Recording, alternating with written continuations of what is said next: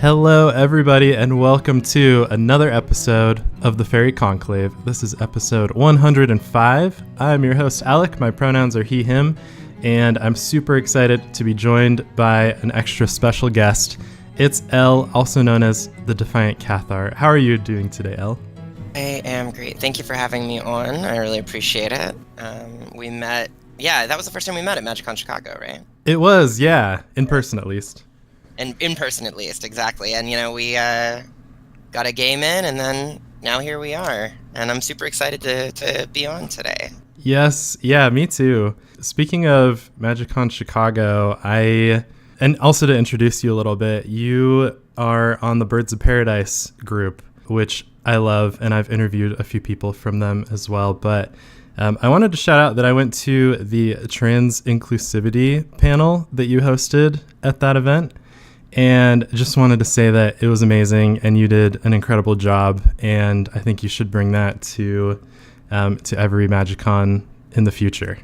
That means a ton to hear you say. Thank you so much for saying that. Like, doing stuff like that is the whole reason I wanted to be in, I've been playing Magic for a long time, but I got into doing public facing aspect of Magic, like content creation, that kind of, because of wanting to do things like that and be visible and be able to spread awareness and all that kind of stuff. So the goal is to try and do more of those at future events, and we'll see how that shakes out. But that is the goal. Thank you so much for saying so.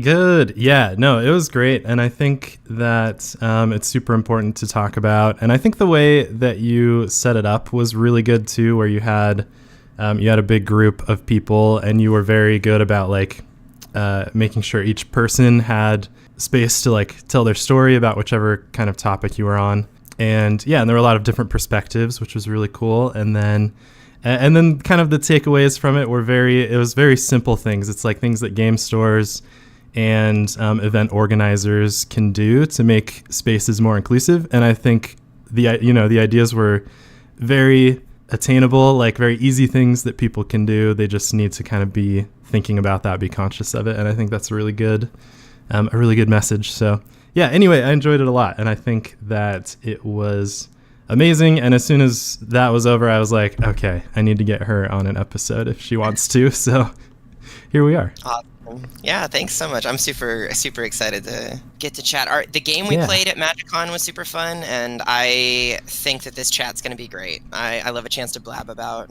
cards I love. Yeah, same. And I loved that game too. It was one of those, it was a classic convention game where we were playing Commander on some tall booth-sized tables at a random restaurant in a hotel lobby, and giant drinks in between everyone's boards. Yeah. 3 other games going on around us. Yep, exactly. It was awesome. But and also this deck I'm super excited to talk about. And before I move on, is there anything else that you would like to introduce yourself with? I know you also do really amazing cosplays. I do cosplay. Yeah, I do cosplays. At MagicCon Chicago, I was cosplaying Thalia, Guardian of Thraben, and then I have some other stuff planned for later in the year. So keep an eye on that. We'll do the whole social media link shout out at some point, and that's you guys just follow me on there for more shots of my different cosplays. I was originally, this weekend that we're recording this, supposed to be at the Laughing Dragon San Francisco Magic Experience Command Fest thing, but unfortunately, as I mentioned before we started recording, I've been a little bit under the weather recently, so I had to go ahead and abstain from that this weekend. But I will be at the one in Tacoma, and I aim to have a new cosplay for that. So that's happening this summer as of recording time. And the Birds of Paradise will all be not all of us, but several of us will be at CubeCon. That was announced not long ago as of recording time, and I'll definitely have some cool cosplays at that as well. So just I stay on the internet playing Legacy and EDH mostly, and also in real life I do those things. So nice. we do the charity, the competitive aspect, and also the casual aspects and cosplay stuff. So if any of that strikes your fancy, check it out if you're not familiar already. Nice. Yeah, that's perfect. And I'll have links to all of that stuff in the episode description. So super easy to find. Sweet. Okay, yeah, let's get into it. And really quick before we get to the deck, I always do a shout out for one of my patrons at the Conclave Mentor patron level. And today's episode is going to be dedicated to Lunch Bonks. So thank you so much for being a patron. I really appreciate it. And okay, let's get into it. So my first question for you is, who is the commander of your deck and what kind of inspired you to build it in the first place? So the commander is the Flipwalker, the one that's a creature on one side and a planeswalker on the flip's other side. Liliana, Heretical Healer, who flips into Liliana, Defiant Necromancer. I think by now it is probably well known that I'm a big fan of Liliana's character in the story of Magic the Gathering. I did a podcast episode with Hobbs over on the Goblin Lore podcast, all about Liliana's just kind of like character arc through the story of Magic the Gathering. So I'm just a big fan of her character, and I wanted to make a deck using the Flipwalker. I really love the concept of the Flipwalkers. I'm glad they're bringing them back in MH3, and I also love the fact that like it enables you to make a commander based around some of the characters that are like the central focus of Magic the Gathering, which a lot of times, like, I guess now that people are getting desparked and have creature versions, it's easier to do that. But, you know, for a long time, it was just like, wow, I really love this character, but I can't make a deck based around them, really. Right. Yeah, that's what I was going to say. I really liked Magic Origins. It was one of my favorite sets at the time for exactly that. It was like we had all these cool characters, but they were planeswalkers, and those aren't allowed to be your commanders. But then here came some where it kind of told their story in a really cool way and also allowed you to play them as commanders. So, yeah. Absolutely. Nice. Yeah. I'm still holding out for an Elspeth one eventually. That's my other fave that I can't make a deck for right now. So we're fingers crossed she gets a Flipwalker eventually. Yes, I'm sure it'll happen someday. Elspeth is so fun and so popular. Okay, yeah, and Liliana, I feel like this is... I love a Liliana card, and I play a lot of them as kind of pet cards in my decks. Nice. Liliana's Contract, I think, is probably one of my favorite cards of all time, and good one. Built a whole deck around demons because of that card. So I'm right there with you. When I first started doing streams and stuff, one of the decks that I played on stream pretty frequently was my Varragoth Bloodsky Sire deck, who's the 2 and a black demon from Kaldheim that has the like Vamp Tutored Boast ability stapled onto him. Oh yeah. And it was like pseudo demon typal stuff, and it had a Liliana's Contract win con in it. Nice. So, yep. It's just fun. I like the kind of backup win conditions like that, especially if it's kind of like that one's pretty hard, but the flavor is so good. I just love it so much. Okay, sounds good. And I think that you have been playing this deck for quite a long time. What are some of the kind of like changes that you've made and some of the deck's history? The deck has definitely gone through a lot of changes. I have said many times that I'm an obsessive tweaker when it comes to my favorite decks. So there are like 2 decks that have stuck with me through the years. Like most of my commander decks end up eventually getting taken apart or like turned into something else eventually. But this one and then my Angel Typal deck are the 2 that I've had for like literal years at this point. Like the Angel Typal one started as Lyra Dawnbringer and then became Jada Font of Hope later. Nice. And then this one has been obviously the Liliana Flipwalker throughout its entire existence, but at one point it was a little more battle cruisery. Like whenever I first started playing Commander, it was like just focused on like zombie tokens and stuff. And then like as I continued playing more Commander, just my, I guess, comp player brain kicked in, and I started like optimizing it a little bit. Now I would say it's still a casual deck, but it's more in like high power casual range. So it has definitely gone through a lot of inceptions in terms of like what it aims to do. But zombies are still kind of the core of it, It just it has a much more like concise and focused combo win now. Two of the main like winning lines in here are actually ones that like I'm not gonna claim I like invented them or anything, but to my knowledge, popularized on the internet. So because one of them involves a pretty new card that I know is now seeing play in like other formats, but ooh. Okay, yeah, let's get into that. Will you take me through how those lines work? Sure.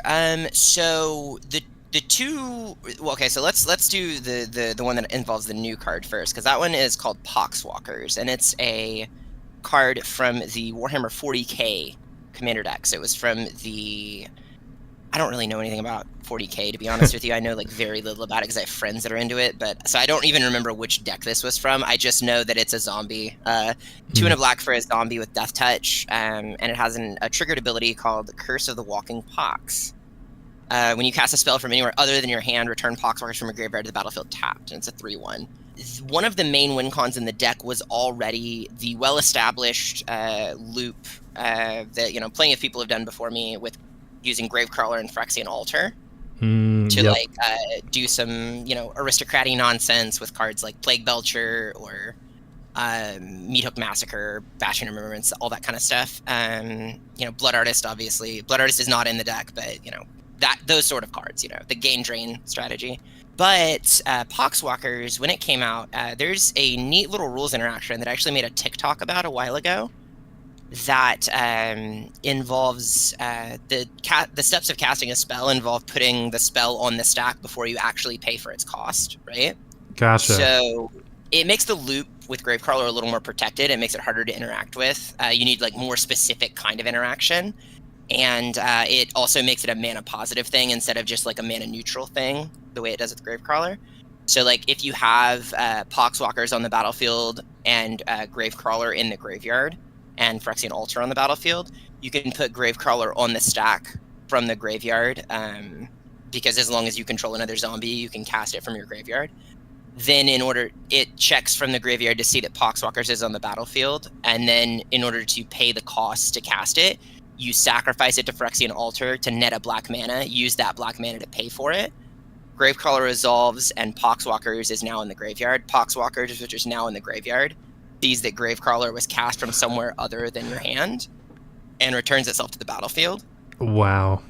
Yeah, so then you can do that, and each time you do it, you net, after that initial one, you net 1 black mana each time. So you can just generate like an infinite amount of mana and infinite death triggers. And nice. I know that some people have played around with Poxwalkers in Legacy and Vintage. I don't think it's very good in those formats, but I know some people have tried to make it good. Of course, but, yeah. I remember when that card was first spoiled, I like tweeted about it, like, Gravecrawler just got a new best friend, and some people commented are like, oh, does this work the way like you're saying it does? Judge. And it in fact does work that way.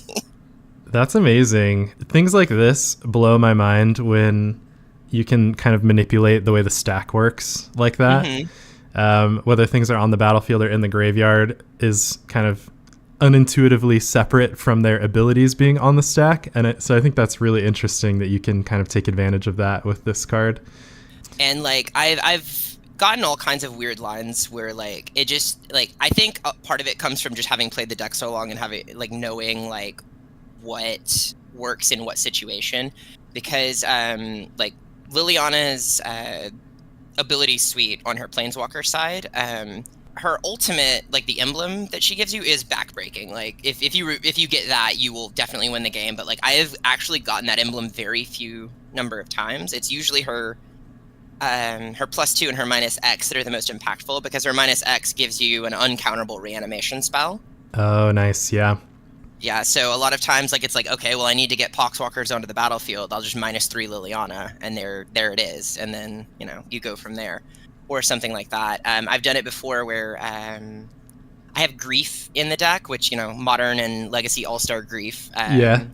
When that card first came out, I looked at the Evoke trigger as, like, oh, like, this is just an instant flip for Lily. Like, it lets me make an opponent discard a card, and also like will instantly flip Liliana because it dies after the Evoke trigger, and she needs a non-token creature to of yours to die before she flips into a planeswalker. So that was my initial thought process, and then I like got into the whole, oh well, then I can reanimate Grief with her -X ability like on the next turn, and then make more people discard cards, and then have a 3/2 menace.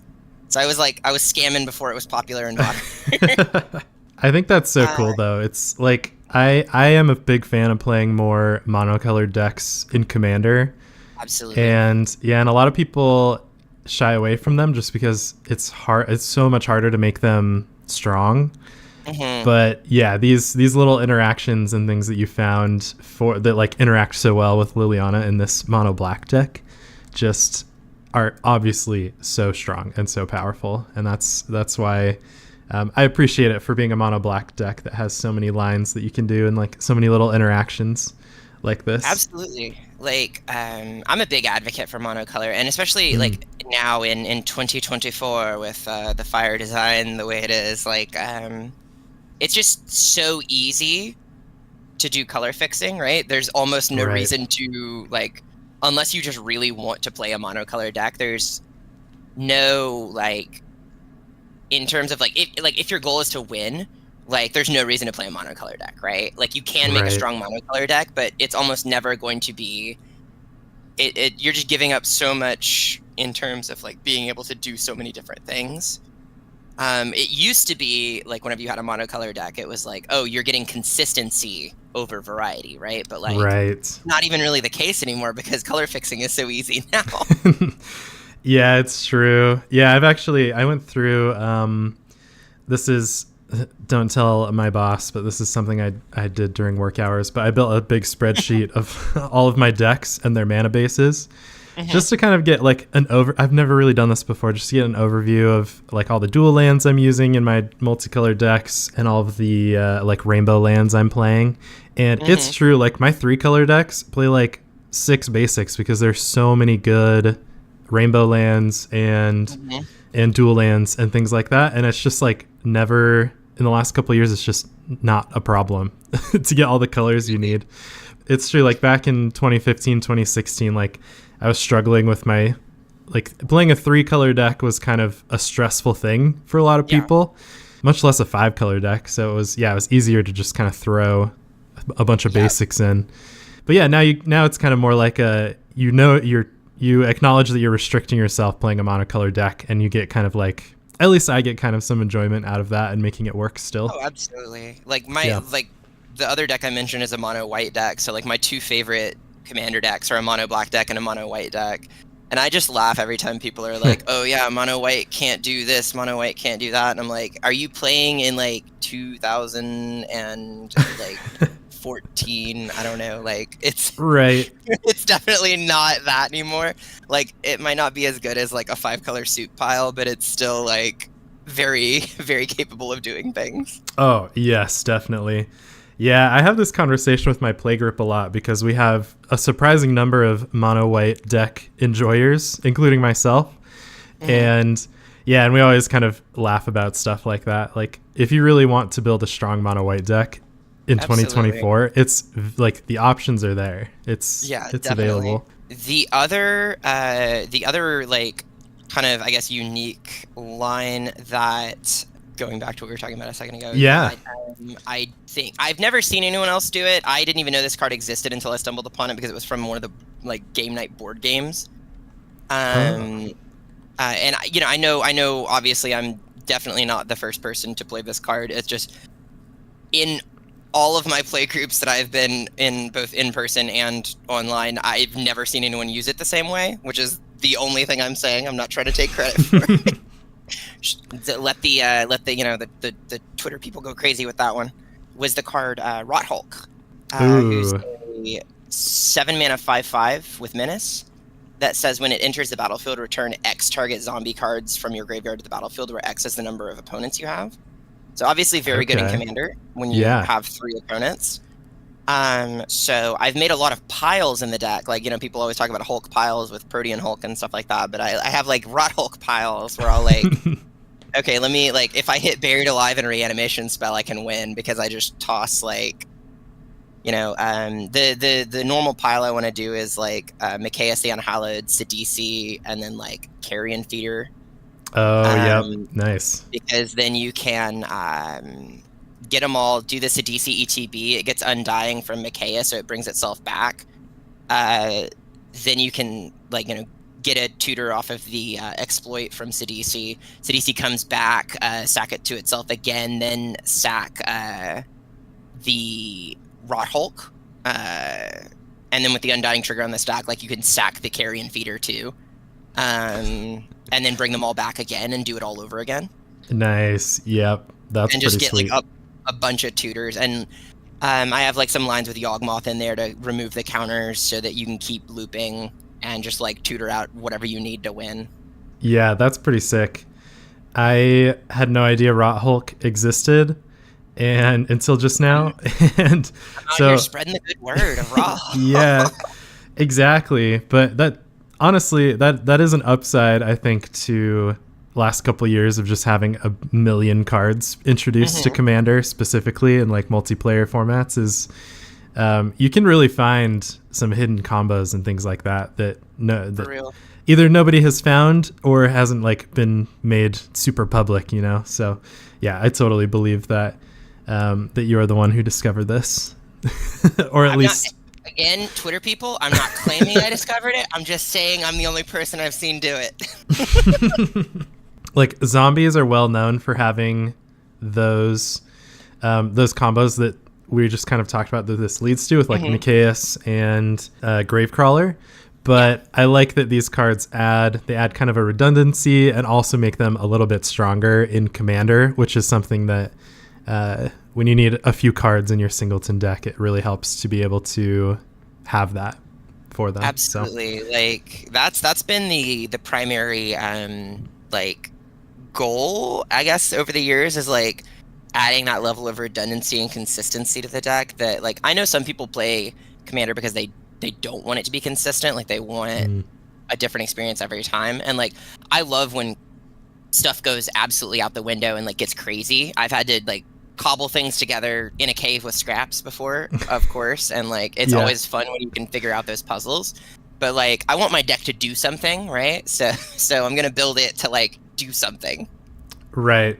Yeah, I think it also matters when it's one of your oldest decks too. Like that's how my decks are. My really old ones are very finely tuned and are just meant for much stronger tables and are kind of like this. And then when I'm building a new deck, it's definitely going to be very silly at first and have kind of a I won't take it as seriously. But when a deck is like 6, 7, 8 years old, it's like it's been around long enough. I've made changes to really make it strong and it's going to do its thing.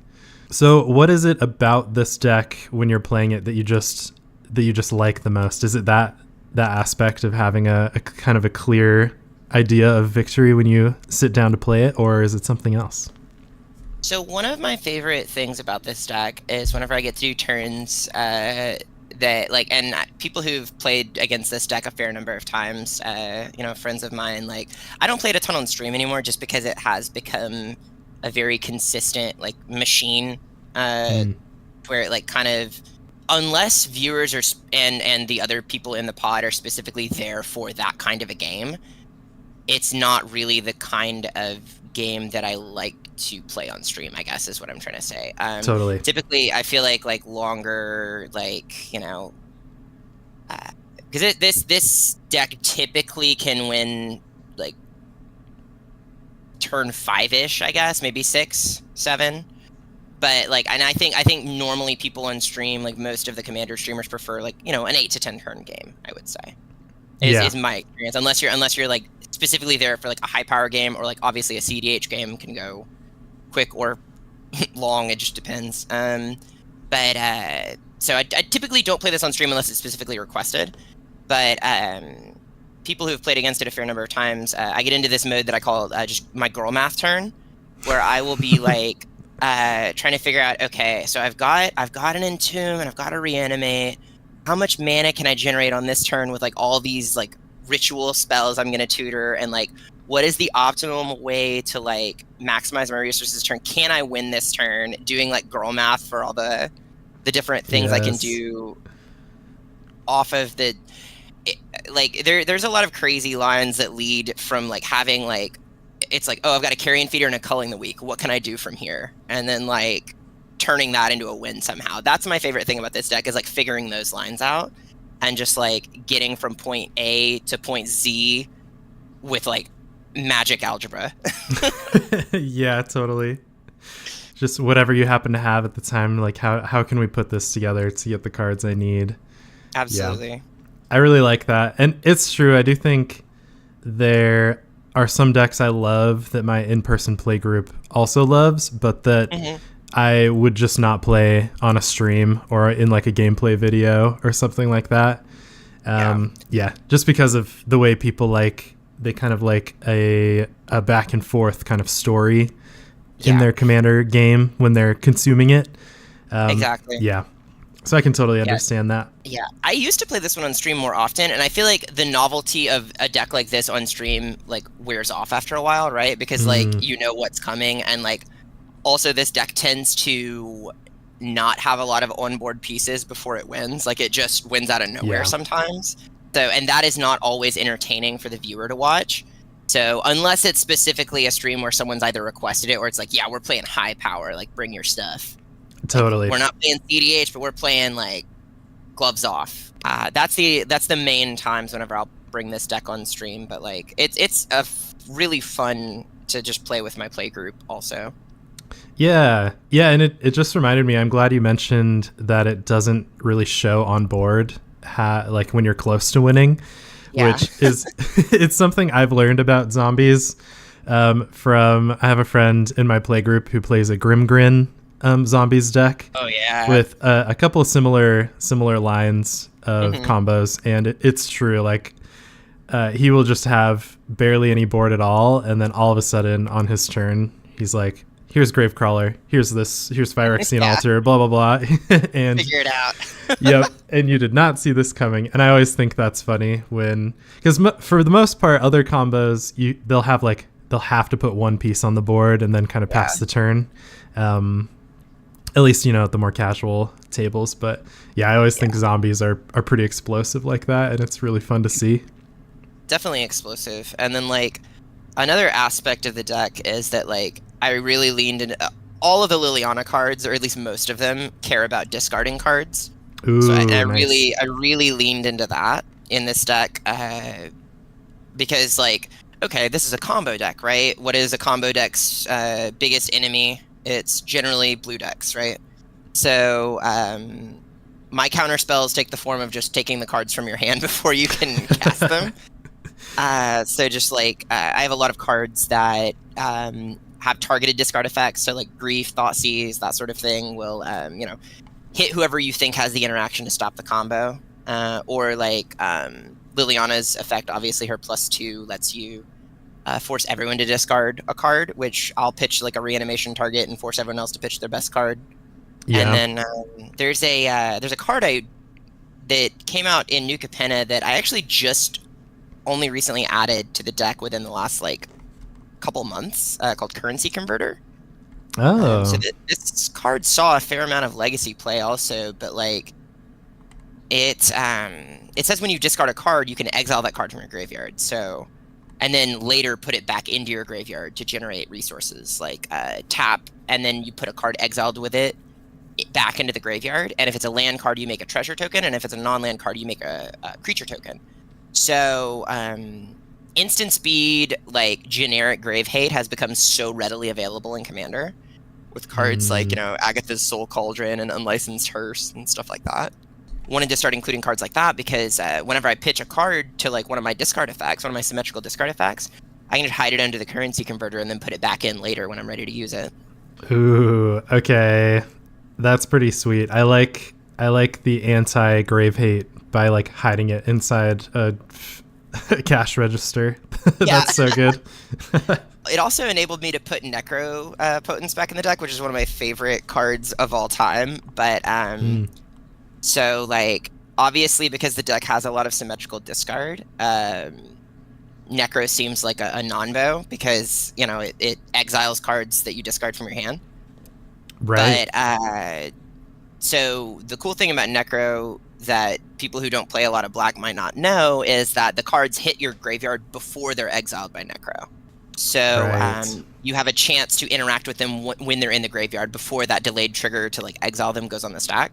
Like you're like, okay, well I'm gonna cast my instant speed reanimation spell. I have necromancy, or I have shallow grave that can grab those cards out of the graveyard before Necro gets rid of them, or I can just choose to put them underneath the currency converter, as I can choose that replacement effect over the Necro one. Okay, that's really cool. I am loving your deep knowledge of ways to take advantage of the stack with these abilities. Like I said, I've just been like, this deck is just one that I like really love and have been like trying to tweak minutely over the years. So and then Beseech the Mirror was another reason that I wanted to add Necropotence back in, because like when I'm ready to do something nonsensical with it, I can just sacrifice it to Beseech the Mirror. Oh, nice. Yep. So I don't have to exile my discarded cards anymore. I like that. Okay, that's perfect. Beseech the Mirror is one of those cards I'm just like, yep, that's gonna be that's gonna be scary whenever anybody plays that. It's such a good card. It's so crazy. So good. The 3 black pips, I think, was an attempt to balance it, but Right. mono black decks, I don't think care much about that. Yeah, which actually, going back to what we were saying about monocolor decks, I do love. I think I've seen a lot of recent attempts to incentivize playing monocolor decks in Commander, and those like the overuse of pips like in Beseech the Mirror is exactly the kind of thing I want to see. Like I want 3 color decks to not to be comfortable playing Beseech the Mirror, so that my mono black decks can do it instead. Absolutely, I 100% agree. Like, for a long time, I played Crick, Son of Yawgmoth in EDH. Ooh, nice, yeah. Yeah, when they showed this card, I was just like, oh yeah, this is a one mana tutor. Let's go. Oh, it's so good. And then there's a legacy deck. Well, there's a few legacy decks at this point that use Beseech the Mirror, but one of them is a 5-color deck. But it just generates a lot of unfair mana sources. Oh yeah. Shout out Brian Cook. And that it uses it to just win. Obviously, you grab Tendrils of Agony with it. Yeah. I used to run Tendrils in here, but I started aiming toward more win cons that required me to cast less spells. So a lot of the win cons in here are just like onboard effects rather than casting spells, which is why I have like Plague Belcher in here, or like the Yawgmoth lines, the Grey Merchant of Asphodel lines. And the reason I picked Plague Belcher over like a card like Zulaport Cutthroat or Blood Artist is because it's a zombie. So if I want to put it in a Rot Hulk pile, I can. Yeah, that makes sense. And so Tendrils is the one with Storm, right? It's like lose 2 life. Yeah. Each of your opponents loses 2 life. Yeah, two black Storm. Each of your opponents loses, or I think it's target opponent actually. It might. Okay. But I mean, if you have high enough Storm, it doesn't really matter. Right. Yeah. Loses 2 life and you gain 2 life. And nice. So yeah, that used to be a win con in here for sure, along with Bitter Ordeal, which is in and out of the list, just because I like Gravestorm. I think it's a cool ability. Oh yeah. I do that with Gravecrawler to exile everyone's libraries. That makes sense though. If it's kind of clashing a little bit with the other lines that require more, you kind of need to cast like 2 or 3 cards rather than 8 or 9 or 10 or however many for a Storm payoff. Nice. Yeah, that makes sense. You mentioned earlier that blue is probably an opponent's color that you're going to try to target first because of the weaknesses to counter spells. Does the deck have any other weaknesses or anything else you're kind of thinking about as you're playing it? I mean, I did mention the fact that I include a lot of ways to get around Grave Hate, but there's some like hard forms of Grave Hate I just can't deal with. Obviously, like Rest in Peace is a horrifically devastating card for this deck. Like cards like Leyline of the Void and Rest in Peace and stuff like that are like. Yeah. Thankfully, a lot of people don't run like hard no cards in casual Commander. Right. But occasionally you do encounter them. I think I don't have Feed the Swarm in this list, which might seem surprising to some people, as it's like the only way to destroy well, not the only way, but the best way to destroy enchantments in mono black. But yeah, My thought process there is like it's taking up a card that could win me the game faster before that hard hate piece comes down. If I'm using it, like, yes, it has the benefit of being a removal spell for creatures in addition to removal spell for enchantments, but there are so few enchantments that I'm like, I absolutely need to remove this off the board or I can't win. Right. Versus how many better creature removal spells I already have in the deck. I would rather use that slot for something that I think is going to win me the game over the Rest in Peace or the Leyline of the Void, rather than rely on one single card in my deck that is not that good outside of that specific situation. Yeah, that totally makes sense to me. And if somebody drops a Rest in Peace, I mean, you're just like, well, that's probably it for me. Either way, I mean, it's like yeah, it's probably it for me.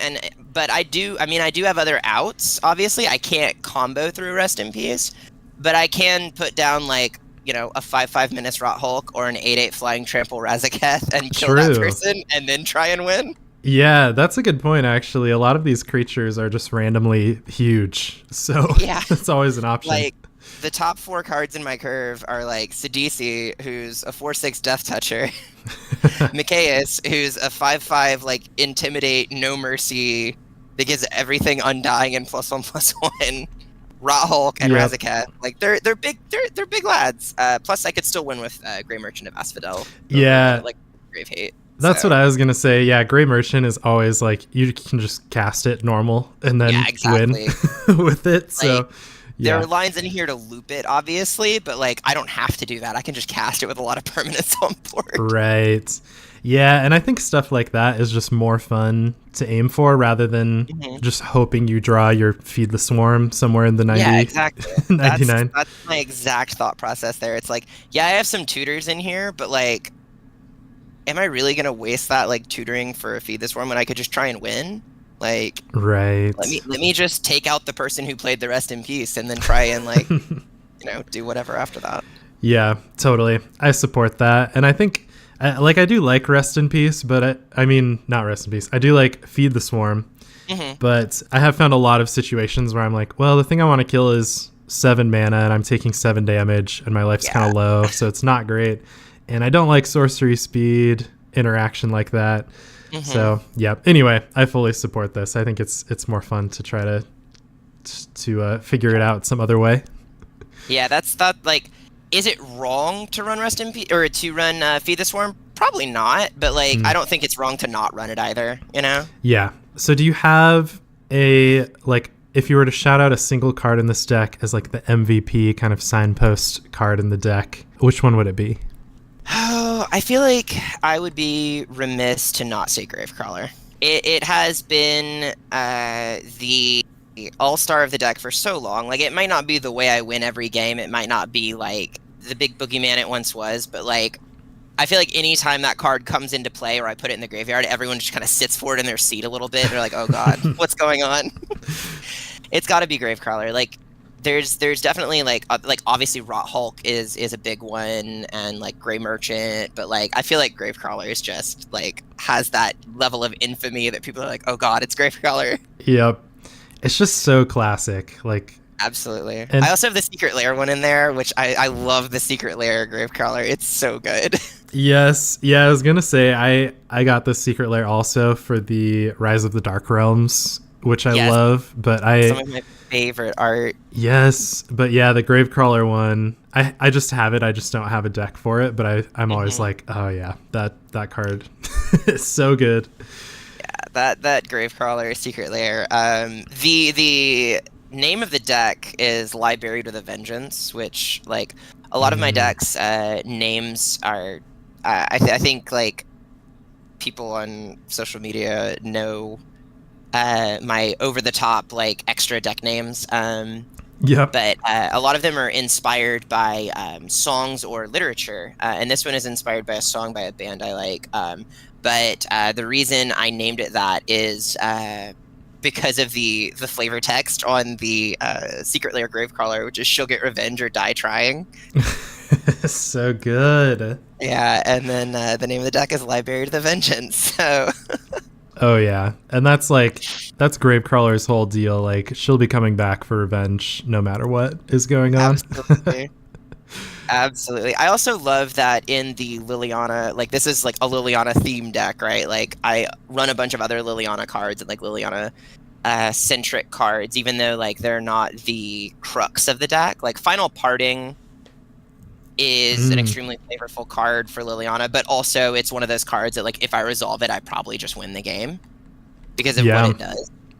And then but the original Gravecrawler printing has flavor text from Liliana on it that I just love so much because it's like she's like basically shitting on like other necromancers. She's just like Innistrad's ghoul callers are talented enough, but let me show you what someone with real power can create. And I'm like, oof. Damn, Billy, you didn't have to do it to him like that. That's such a Liliana move. Like, yeah, I love her.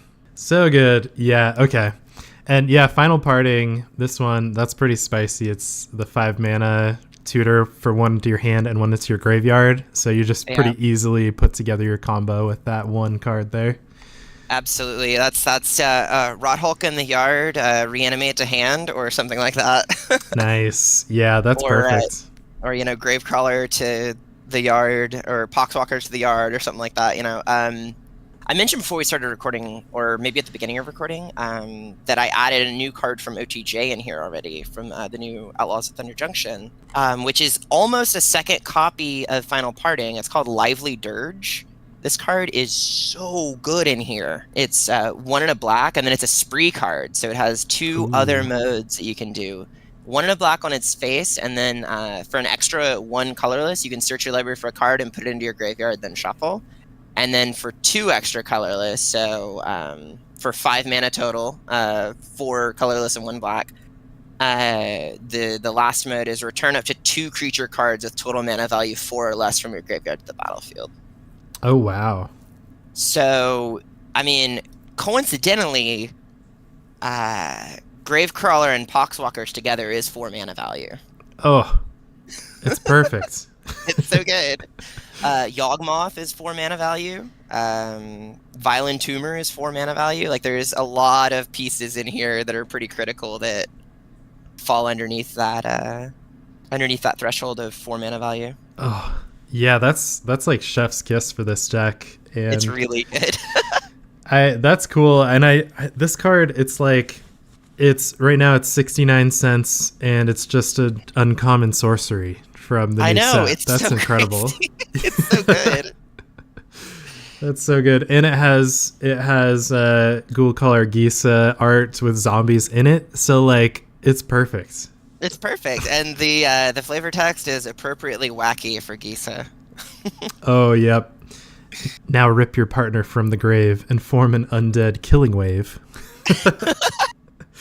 That's so good. Okay. It's so good. Okay, yeah, and I mean, speaking of cards that are hilarious like this, what would you say if I asked you if you have any pet cards in this deck that you just can't resist playing? Would they be like Liliana themed stuff, or do you have something else in mind?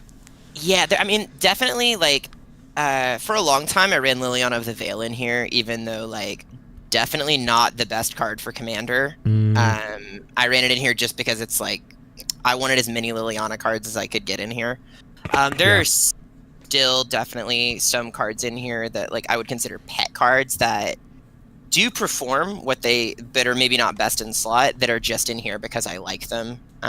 Which I feel like that's what Casual Commander's about, right? Just totally. Getting to play cards you like. Yeah. And I would definitely say, like, probably most of the Liliana Planeswalkers would be, like, obviously Professor, like, so I have 2 Liliana Planeswalkers in here that aren't the Commander.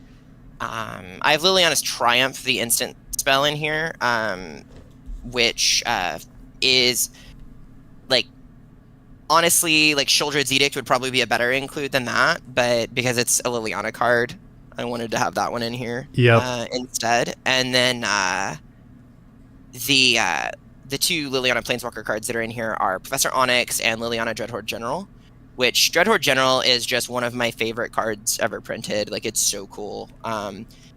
There are some lines in here that can let me just, like, draw my whole deck with with her static ability, which is cool, but also she's six mana, so it's like, like, are there better cards I could be running? Yeah, but Dreadhorde General is just so fucking cool. Yes. Yep. Agreed. And it looks like you have the Japanese like alt art version of it as well. I have the Yoshitaka Amano one. Actually, most of my deck at this point is Japanese language foils. Not the entire thing, but a good chunk of it is Japanese language foils. Somewhat known fact, possibly little known. I do really rusty at this point, but I do speak a bit of Japanese, and I wanted to do something cool for the deck. And when that card came out, I want to do something to kind of like set it apart. When that card came out, the Yoshitaka Amano one, I was just like, oh man, I got to get that card. And then the Junji Ito Secret Lair, the Strixhaven. Yep. The Strixhaven like Japanese cards came out. I was like, oh, I'll just like make the whole deck in Japanese. That's cool. Like that's like something unique to this deck that feels cool. Just because all those cards that were like Japanese language only came out right after each other, and I was just like, yeah, sure, this can be the thing for the deck. Nice. Yeah, I love that. I was gonna say at some point that you can tell like when you open someone's deck list on Moxfield or Architect or whatever, and it's just all of the like cool alternate arts or foils or just like totally blinged out. I'm like, oh, I know this person loves this deck and cares a lot about it. And you can't even pick like alternate languages, I don't think, for the most part. No, there are some printings that you can. Like for some reason they have some like on some cards you can, but on most of them you can't. I don't know why it is that way, but it is. Yeah, but that's interesting that it's even like more special than what it would look like online, looking at it in person, having it be mostly Japanese. Yeah, I really like that. I think that's a cool way to kind of like customize your deck and put a lot of care, like thought and care into it. Yeah, for sure. I like so for my other like forever deck, I guess, the Mono Weight Angel one, the Giada one, that deck is just all foil. Like the entire deck is foil. Nice. But in this deck, there are a lot of cards that are just like so exorbitantly priced in terms of like the foil printing. Like the foil Dreadhorde General, the Amano one is like almost 2K, and I'm like, I'm never paying that much money for a card. So like, I'm never paying that much money for a card. I am just going to be happy with the version that I have. Right. Yep. I always think it's funny when cards are like, it'll be like $10 regular, and then just for whatever weird reason, it'll be, several $100s for the exact same thing in foil. I'm like, what's happening here? Yeah, it's so wild. It's like, I guess part of me gets it because of like it's the availability, whatever, but like some of it is just like so ridiculous. Like, yeah, I have my Legacy deck foiled out as well, and like I'm a slut for foils. I love shiny things. Nice. And the Recruiter of the Guards are like the most expensive card in that deck. Well, like barring dual lands, like those are the most expensive cards in the deck because like the base printing of Recruiter of the Guard is like $20, and then the foil printing is like almost $200 because of the fact that it only has one foil printing. And I'm like, gee. Which, yeah, I mean, that's too much, but I do like that as long as there's at least one version out there that's more accessible, so that like if somebody wants to play it, they can. But then if you really want to foil it out, it's like, okay, I can really, it's going to take some effort here. Yeah, those are definitely the last cards I got for that one. Nice. Yep, that makes sense. Okay, so my next question for you is, do you have a favorite like in-game moment or memory that you've had while you were playing this deck? I can think of a few, but one relatively recent one that happened was at Commander Sealed last year, 2023. For those of you that don't know, shout out Commander Sealed, shout out Gunnar Wooher. Commander Sealed is a sealed charity event that happens in Rochester every year. Cool. That basically like you get like however many packs enough to make a commander deck, and then play in a sealed tournament after that. And all the proceeds go to Trans Lifeline and the Trevor Project. It's really cool. Hell yeah. But I've gone the past 2 years, and last year in 2023, they did a big, on Friday, the day before the tournament actually started, they did a big stream with a bunch of the content creators who were there to support the event, and had a bunch of us play like just our own decks on stream just to like hype up the event. And I was in a pod with, on part of that stream with several close friends of mine, Grizzled Young Vet, Mike on Twitter, Useless Knowledge on Twitter, and the ever controversial Nathan the Hermit Druid. And we were playing a game. I was playing this deck, and it was just the most chaotic energy I have ever had in a Commander game. It was all on stream. It was all recorded. It's on YouTube if y'all want to go watch it.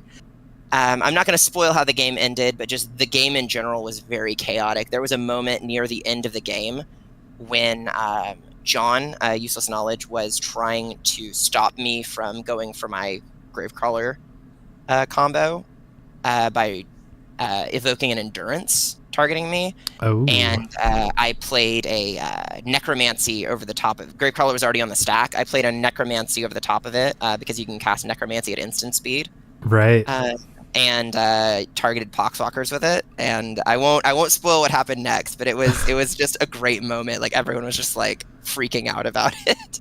Okay, I love that. And I feel like maybe it's just me, but I feel like it's rare to see Necromancy at instant speed, so I kind of forget that it can do that. But yeah, that's one of the main reasons I have it in the deck, to be honest. It's just, like I said earlier, that instant speed Grave Hate that's just so readily available in Commander now. Yeah, it's nice when you can you're like, oh, actually, I can cast this at flash speed in response.